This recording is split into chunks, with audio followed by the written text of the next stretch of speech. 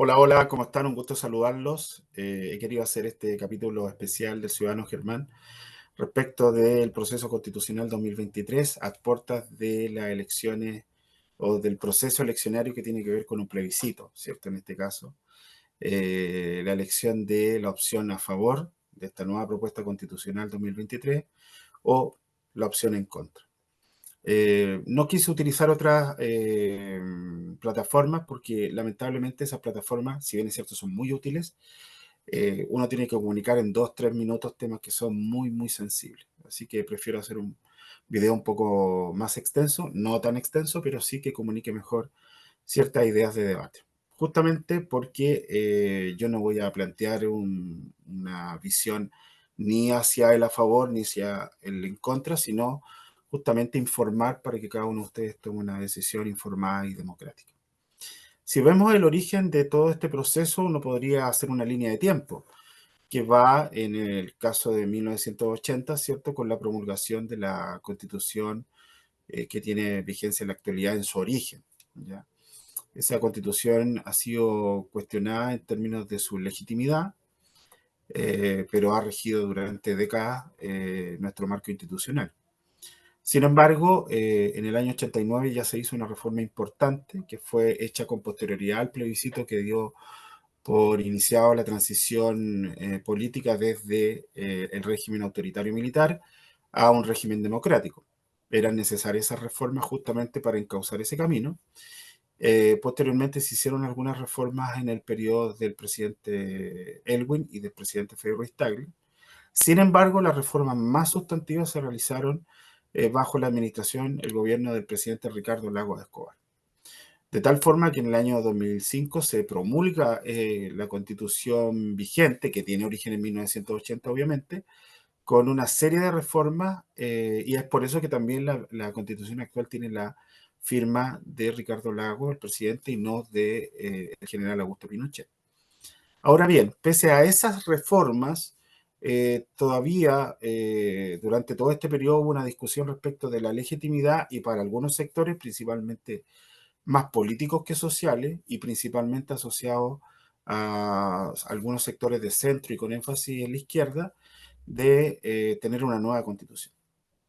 Si nos damos cuenta, durante la transición democrática, por ejemplo, voy a dar el primer corte, los 4 primeros gobiernos de la Concertación gobernaron con esta constitución. Y ahí obviamente ustedes podrán documentarse respecto a cuál era la situación política, económica, social que vivía Chile. Para muchos, desde el punto de vista de los análisis internacionales, Chile tuvo grandes niveles de estabilidad política, de cohesión social y tuvo un crecimiento económico que lo situó como uno de los países más emergentes dentro de América Latina. Después vino un primer gobierno de centro derecha después de muchas décadas con Sebastián Piñera, que mantuvo, obviamente, se mantuvo el marco institucional, pero ahí empezaron a haber ciertos cuestionamientos respecto de el rol de la concertación y de los sectores de izquierda como oposición, ¿cierto? Y en esa condición de transición, la presidenta Bachelet en su primer mandato tuvo que vivir un movimiento estudiantil 2006 que dejó en evidencia algunos temas relacionados, por ejemplo, al cuestionamiento de ciertos modelos de mercado, como se decía en la educación. Y obviamente en el caso del presidente Piñera, en su primer periodo tuvo que enfrentar el movimiento estudiantil 2011, que con más fuerza no solo hizo un petitorio respecto a reformas estructurales en la educación, sino que colocó algunos temas políticos importantes, que obviamente esos mismos dirigentes estudiantiles hoy día son gran parte de aquellos que están en el Poder Ejecutivo, partiendo por el presidente Boric.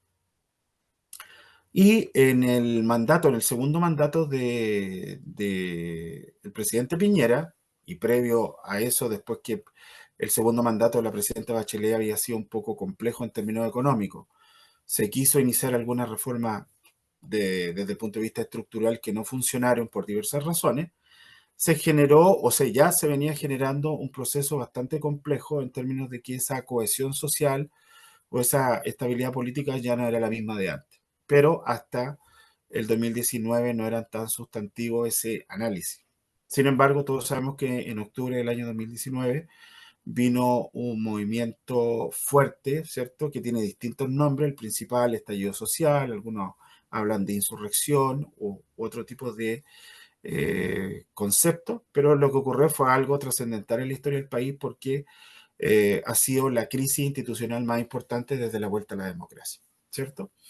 Y en esa condición, en octubre, gobernando Piñera en su segundo mandato, fue un momento muy difícil, todos lo vimos por los medios de comunicación y lo vivimos como ciudadanos que estábamos residiendo en este país, y se generó un acuerdo, que justamente los acuerdos se dan entre distintos actores políticos para hacerse cargo de crisis que pueden ser estructurales o pueden venir de larga data o crisis emergentes como la que se dio acá. Y en ese caso, por un lado, estaba, por un lado, la demanda ciudadana, la demanda de ciertos sectores políticos o la demanda de algunos sectores mucho más radicales respecto a la necesidad de hacer un cambio de constitución.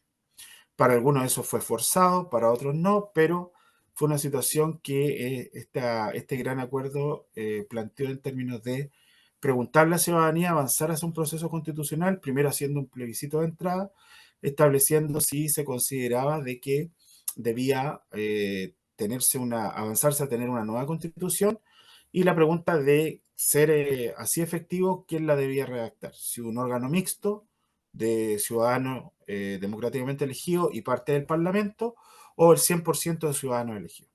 Bueno, abrumadoramente ganó la opción de que sí, se debía avanzar hacia la necesidad de tener una nueva constitución y que el 100% fuera elegido por parte de los ciudadanos de este país.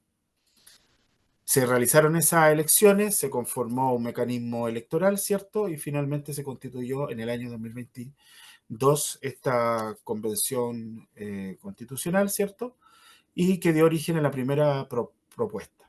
Y esa propuesta fue los primeros días de septiembre rechazada por un amplio margen. Estamos hablando de más o menos un 62% de los votos válidamente emitidos fueron por la opción en contra.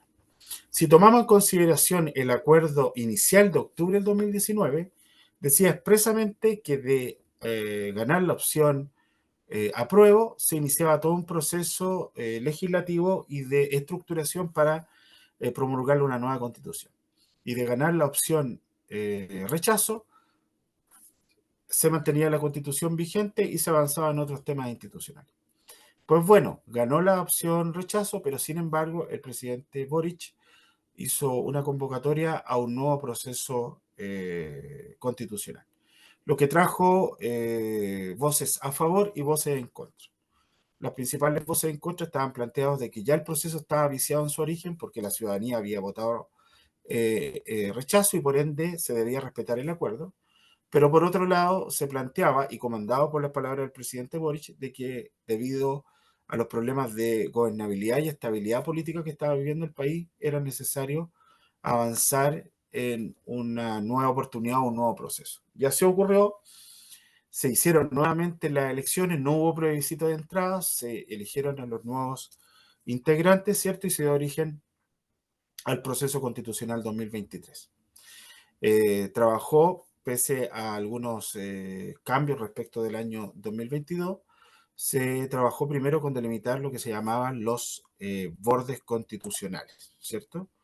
Aquí les puse una ayuda a memoria respecto de las implicancias que tenían los bordes constitucionales, porque algunos no necesariamente tienen que saber de qué se trata. Los bordes constitucionales estaban asociados a que algunos planteaban de que el fracaso del proceso 2022 se dio en virtud de que ciertos grupos que preeminentemente venían de sectores de izquierda, como tenían mayoría en los consejeros elegidos, plantearon una constitución de carácter refundacional. Y eso hacía desconfigurar mucho nuestro sistema político y por ende la estabilidad futura del país. Se eliminaba el Senado, se eliminaba un estado de excepción constitucional que era el de emergencia, eh, se bajaba de rango el Poder Judicial respecto de sistemas de justicia, se abría Chile a un Estado plurinacional con muchas naciones y un solo Estado, etcétera, etcétera. Eso generó mucha controversia, por lo tanto, lo primero que se planteó es decir, mire, se va a hacer un segundo proceso, pero ya el país no está para procesos refundacionales, entonces se establecen elementos básicos, que somos una república democrática, ¿cierto? Que hay un jefe de gobierno, un jefe de Estado a la vez que el presidente de la República, que cada poder del Estado está claramente delineado, poder ejecutivo, legislativo, judicial, con sus atribuciones y con el equilibrio entre ellos para que pueda funcionar la institucionalidad, entre otros casos. Chile va a ser un Estado, una nación, etcétera, etcétera. Esos elementos bien claramente determinados.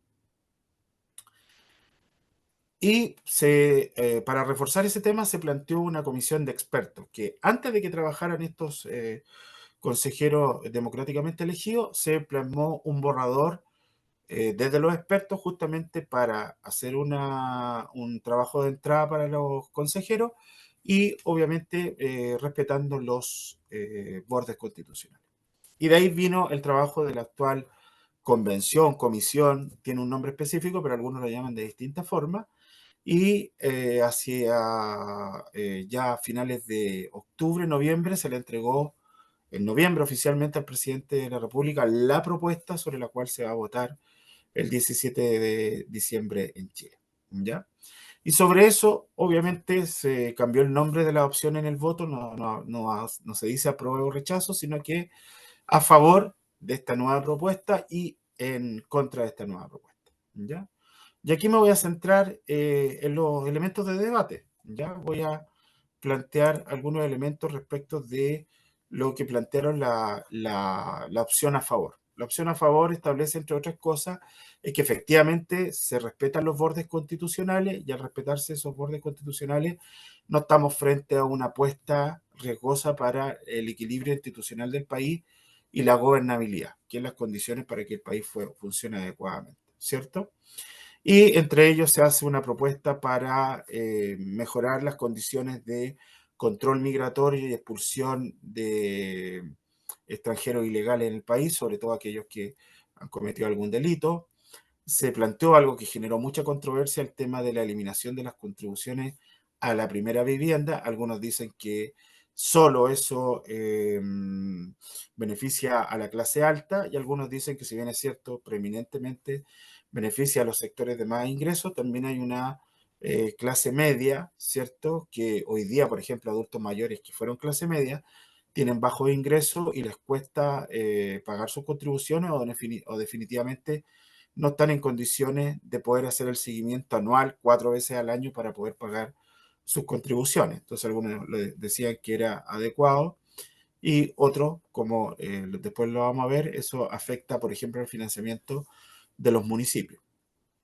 Obviamente no se habla ya más de plurinacionalidad, entonces eso le da equilibrio a un Estado, una nación.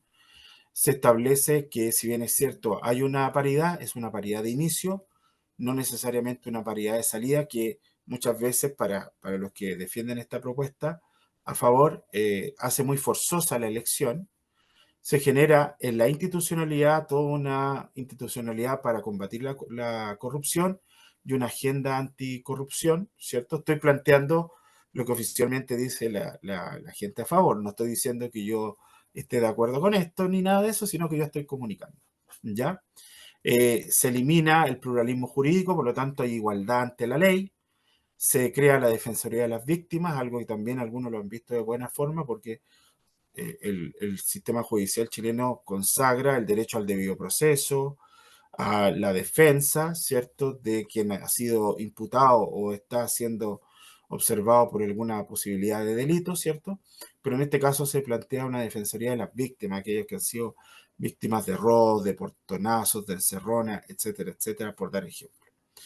La inexpropiabilidad de los fondos de pensiones, que para muchos fue, entre otras cosas, lo que gatilló aparte de estos desbordes constitucionales, el que perdiera la opción del año pasado, la opción apruebo, la reducción de la Cámara de Diputados a 138, lo que significa eventualmente menores recursos en gasto del Parlamento.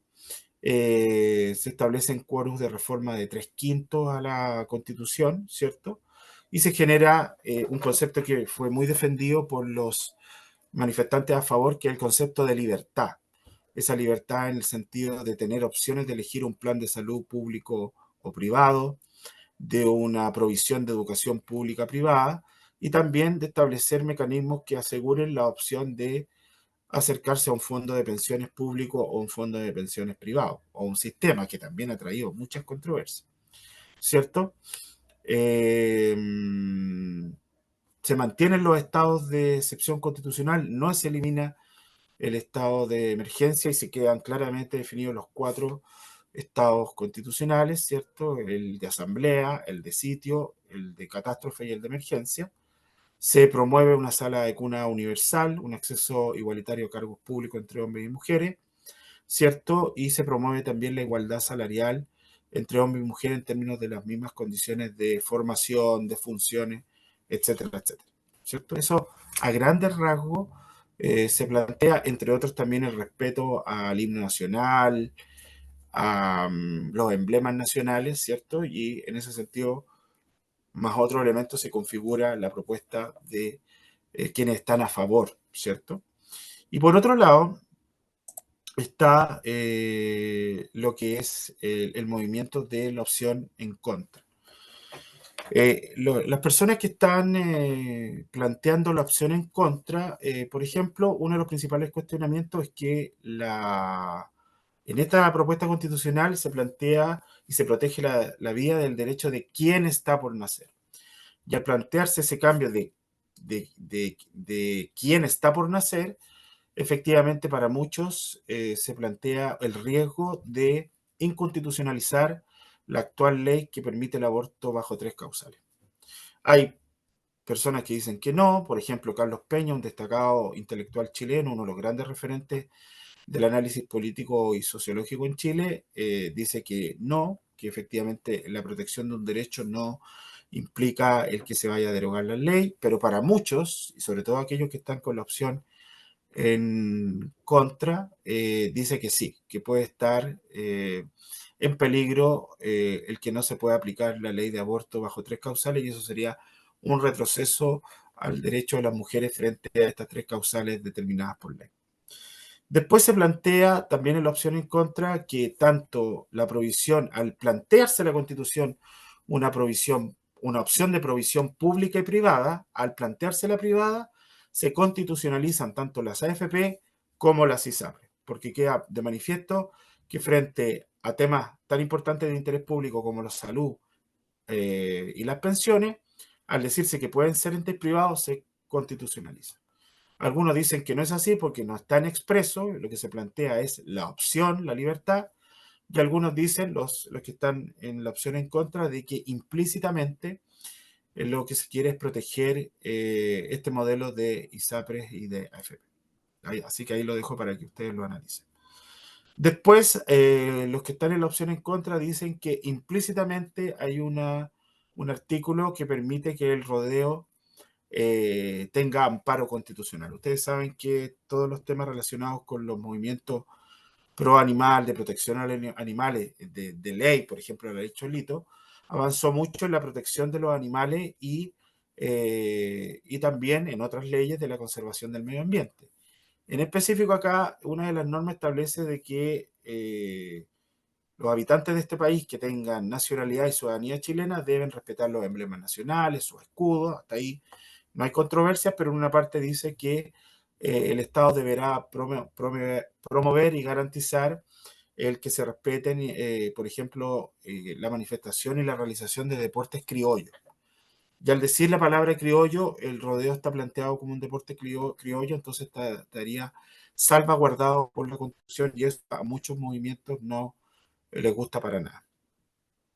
Otro tema que también es muy controversial y para muchos hace de que se incline por la opción en contra es el concepto de objeción de conciencia que está plasmado en un artículo de la Constitución, ¿cierto? Hay todo un tratamiento jurídico el tema de la objeción de conciencia, que también está vinculado de alguna forma a la libertad de expresión o la libertad de culto de credo. Hasta ahí también la polémica no era tan importante, pero se hizo un análisis jurídico de que eso podía ser o podía tener la amplitud para lo que se llama la objeción de conciencia institucional.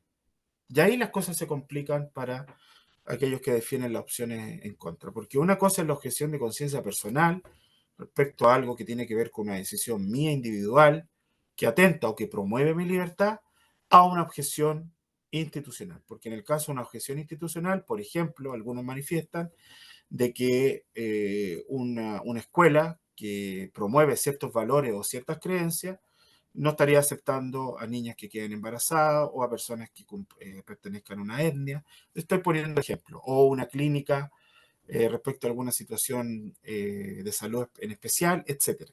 ¿Ya? Por eso que el tema de la objeción de conciencia para aquellos que defienden la opción en contra es, al aprobarse esta constitución, se puede avanzar a la objeción de conciencia institucional y eso sería un elemento muy, muy grave respecto, por ejemplo, a salvaguardar la no discriminación en instituciones de salud o en instituciones educativas.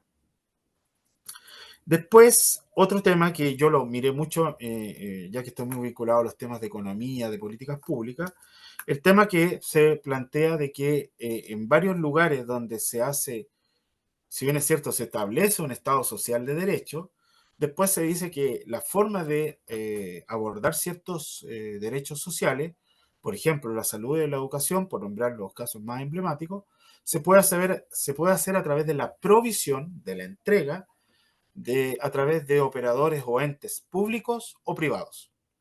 Y algunos dicen que eso es mantener un mercado en la educación y un mercado en la salud.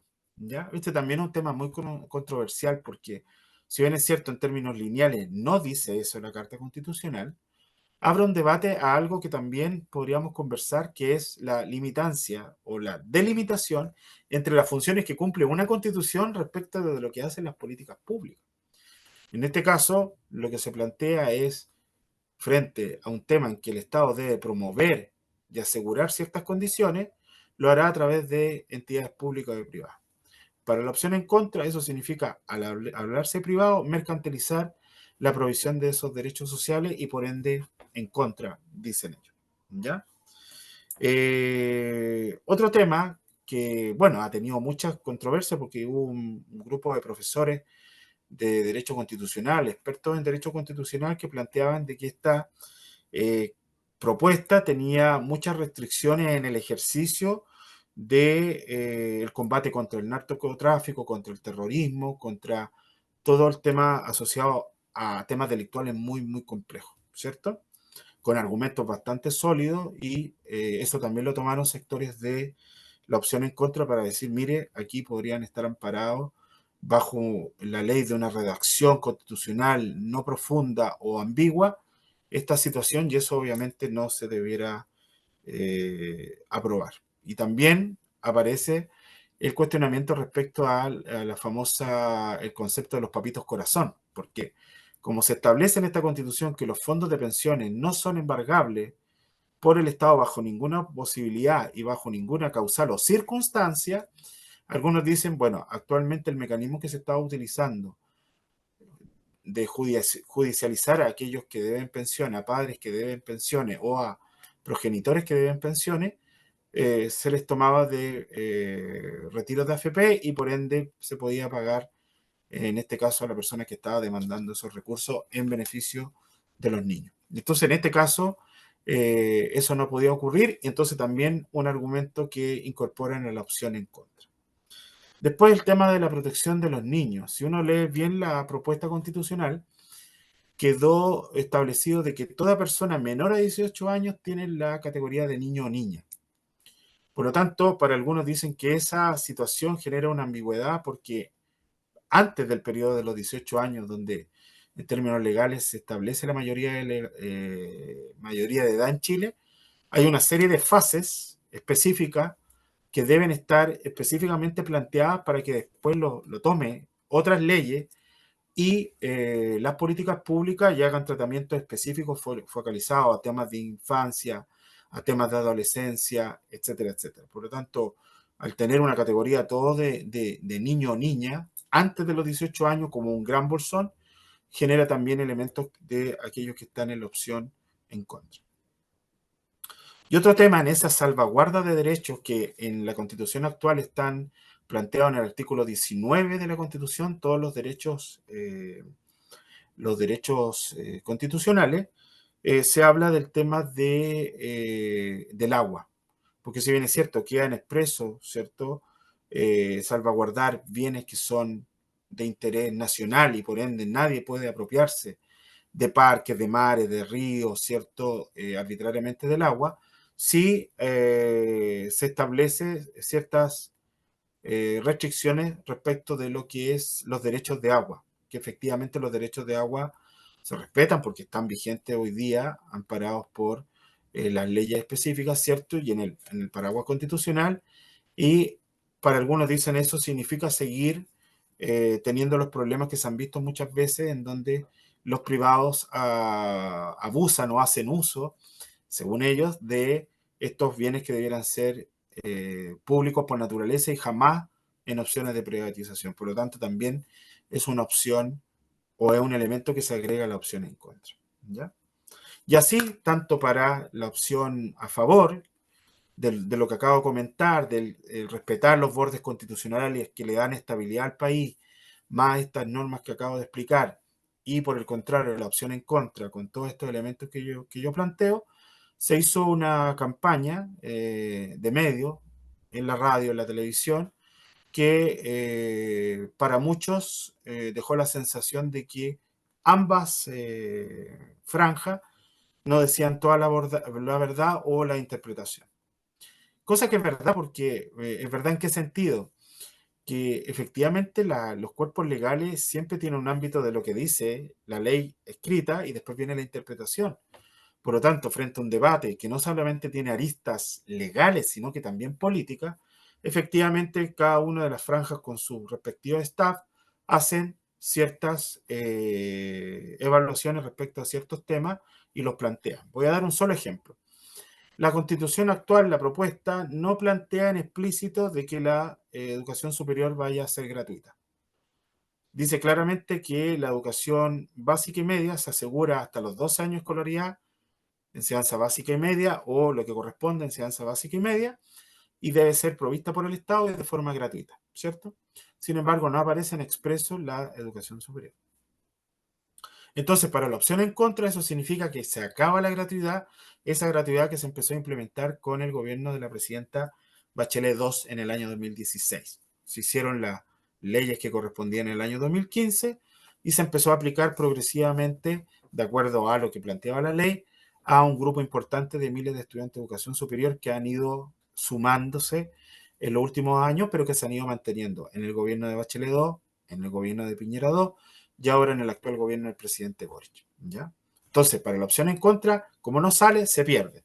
Sin embargo, la opción a favor u otro tipo de análisis dice de cuando el Estado dice va a promover mecanismos de no discriminación y condiciones de acceso a la educación superior, eso, como un gran referente, se perfecciona a través de leyes y sus respectivos reglamentos y efectivamente la gratuidad se mantiene.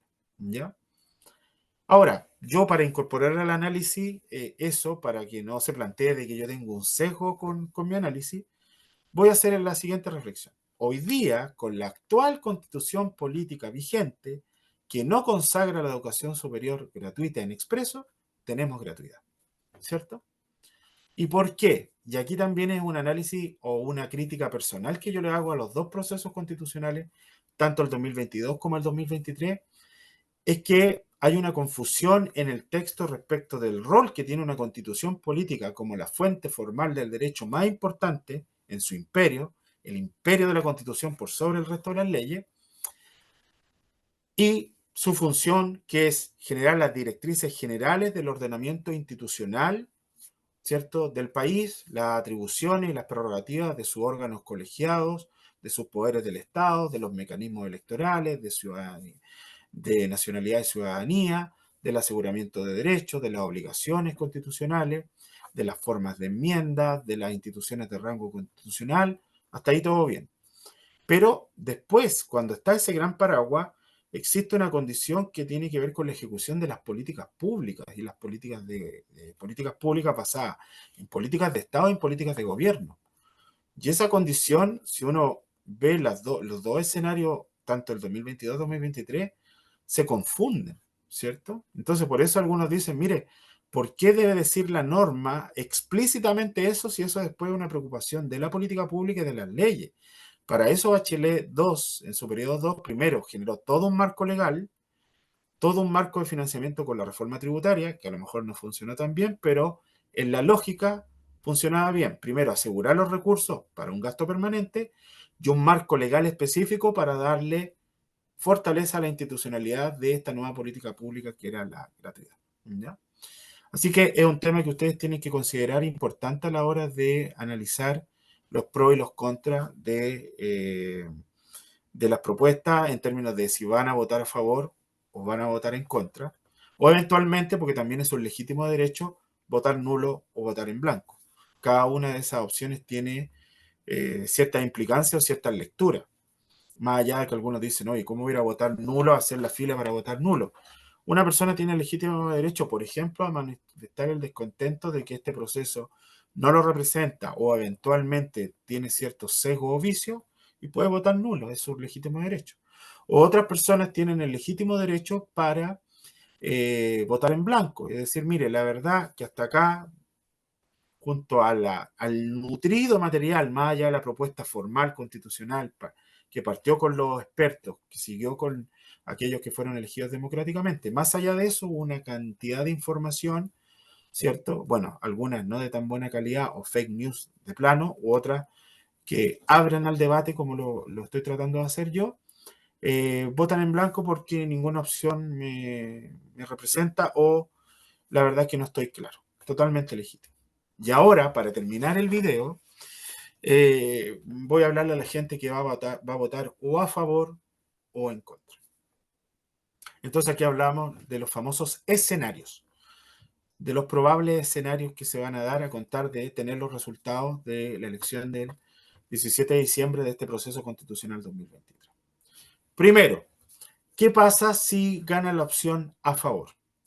Si gana la opción a favor, obviamente lo que ocurre es que se inicia todo el tránsito legislativo y todos los mecanismos institucionales para darle vida a una nueva constitución. Es decir, una transición que pasa, por ejemplo, con un trabajo arduo del Congreso, porque una constitución en el momento que se aprueba es una propuesta, pero después para que esa arquitectura en el régimen funcione correctamente deben hacerse una serie de adecuaciones. Primero, ninguna ley vigente puede superar lo que dice la nueva constitución. Y por otro lado, si la constitución establece instituciones nuevas o readecuaciones o que una ley va a perfeccionar tal tema que está concebido en la constitución, eso debe llevarse a un trabajo legislativo. Por lo tanto, de ganar la opción apruebo, ese trabajo legislativo va a ser arduo. Algunos dicen que eso va a llevar fácil todo lo que queda del gobierno del presidente Boric y un par de años del nuevo gobernante, quien llegue, presidenta o presidente, ¿ya? Y desde luego que lo que va a ocurrir se va a avanzar hacia un nuevo marco institucional concebido como la nueva constitución política del Estado de Chile. Y también, para algunos en ese escenario, se cerraría el proceso constitucional porque ya al ganar a favor se va a avanzar a tener ya una nueva constitución y eso le daría estabilidad política al país porque para muchos todo este proceso de inestabilidad, de no certeza, que va desde la no certeza jurídica a la certeza institucional, genera problemas en la economía y en la sociedad y por lo tanto al tenerse un resultado ganó a favor, se avanzaría hacia mayores niveles de estabilidad. La verdad es que eso puede pasar o no puede pasar porque nadie tiene una bolita de cristal, porque algunos dirían, ¿y qué pasa con todo ese sector que está disconforme, que no está dispuesto a que se avance con esta nueva constitución? Más allá de que democráticamente debiera ser, porque para algo se hace una elección o un plebiscito donde se deben respetar las reglas democráticas, ¿cierto? Pero eso es lo que debiera ocurrir en términos de ganar la opción a prueba. Se avanza en un periodo de años en tener una nueva constitución y un nuevo marco institucional basado en una nueva constitución para la República de Chile.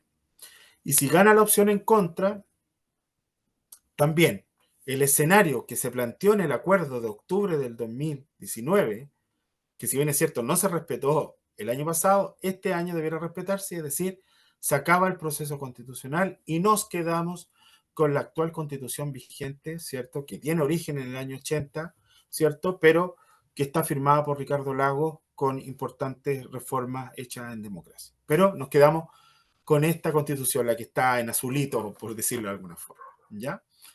Y nos quedamos y obviamente el sistema político tendrá que preocuparse de los temas de políticas públicas, el presidente Boric de su programa de gobierno, de manejar los temas de Estado, el Parlamento de verificar aquellos temas más importantes que tienen que ver con la necesidad del país, etcétera, etcétera. Pero se termina el proceso constitucional. Sin embargo, algunos plantean otro escenario, que si gana la opción en contra, lo que va a ocurrir es que se va a generar un estado de hibernación. Es decir, claro, ya este año ya está terminando, 2023, pero eventualmente, dado el desgaste, la fatiga electoral, porque se ha visto obviamente que hay una fatiga electoral que la han tomado los medios de comunicación, las instituciones específicas, los observatorios de instituciones de educación superior, de que la gente está muy desgastada con este proceso, habría un proceso de hibernación que llevaría a que no se hable de este tema por lo menos 2 años.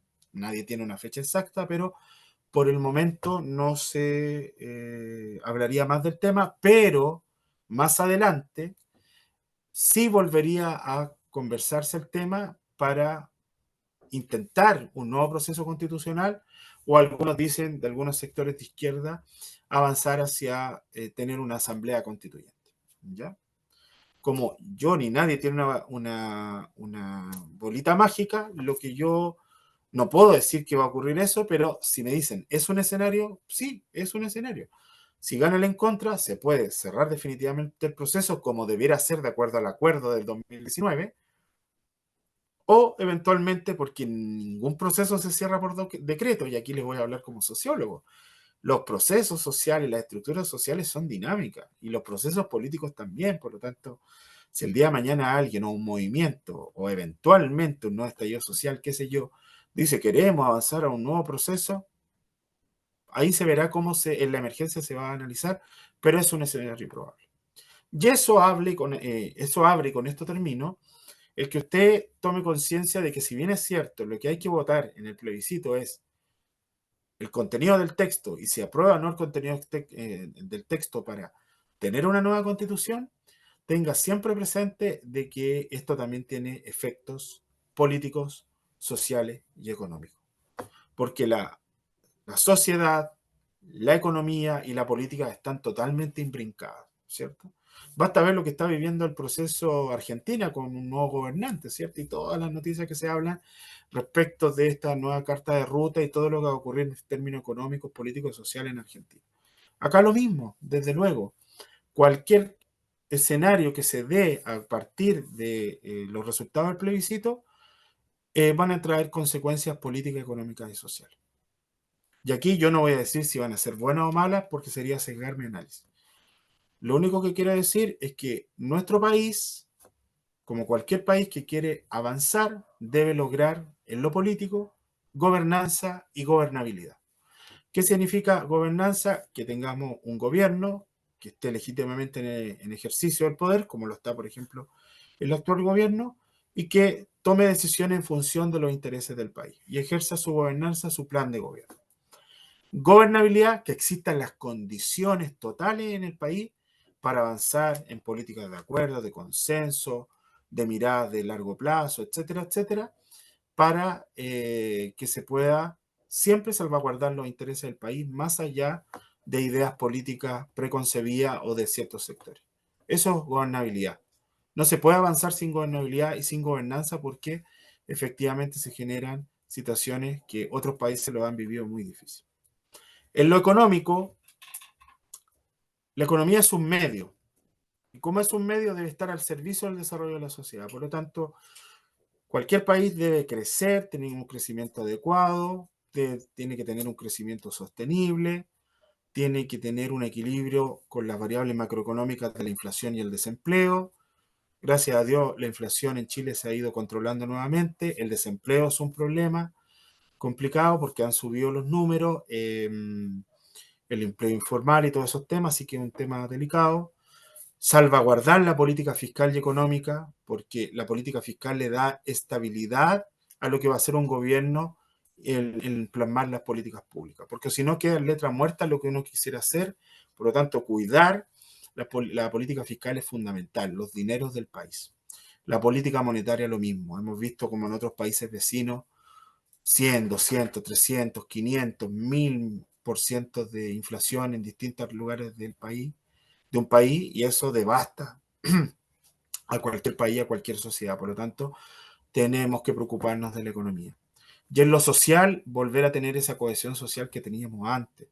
Si bien es cierto, hoy día estamos frente a fenómenos distintos, por ejemplo, un país que tiene 1,5 millones de extranjeros, hay una crisis migratoria, hay un fenómeno de interculturalidad que se da en esos términos, buscar la mejor forma de que, enfrentando ese fenómeno, con todas las regulaciones que se debe dar, generar cohesión social, ¿cierto? Algunos dicen, ¿por qué en los 90 Chile, pese a todos los detractores que hubo, Chile avanzó en economía, en estabilidad política, en estabilidad social, y llegó a empezar a ser mirado a nivel latinoamericano y mundial como un país que emergía en su nueva fase democrática, ¿cierto?